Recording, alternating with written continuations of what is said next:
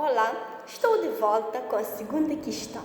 Então, os escritores como Luís Vaz de Camões, Miguel Torga, Manuel Barbosa do Bocage, Fernão Lopes, esses 4 escritores portugueses escreveram a história ou a drama de Dom Pedro e a Inês de Castro.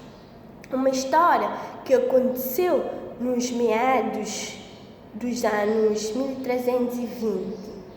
Mas certamente esses escritores não viveu no mesmo época ou tempo em que viveu Pedro e Inês de Castro.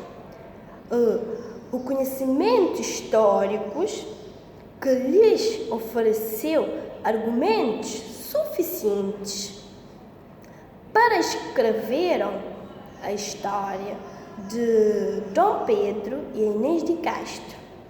A Inês era uma nobre castelhana. Então, ambos os escritores descreveram a história de Inês de Castro e Dom Pedro, a sua trágica morte, o amor sem limite que o Pedro sentia pela Inês e a Inês pelo Pedro, e o sofrimento de Dom Pedro após a morte da sua amada, que mesmo morta foi rainha no deserto de Camões. E, no caso do escritor Miguel Torga, escreveu o poema antes do fim do mundo despertar sobre a Inês de Castro, como se fosse a lenda de Portugal de Romeu e Julieta, comparado com Inês de Castro. O escritor Luís Vaz de Camões, que escreveu as estantes de 118 a 135 do canto terceiro da sua obra Os Lusíadas, que relata o assassinato de Inês de Castro, e que essa história é narrada pelo Vasco da Gama, que descobriu o caminho pela Índia, no qual, por trás do voz do narrador, estava a voz da própria Inês.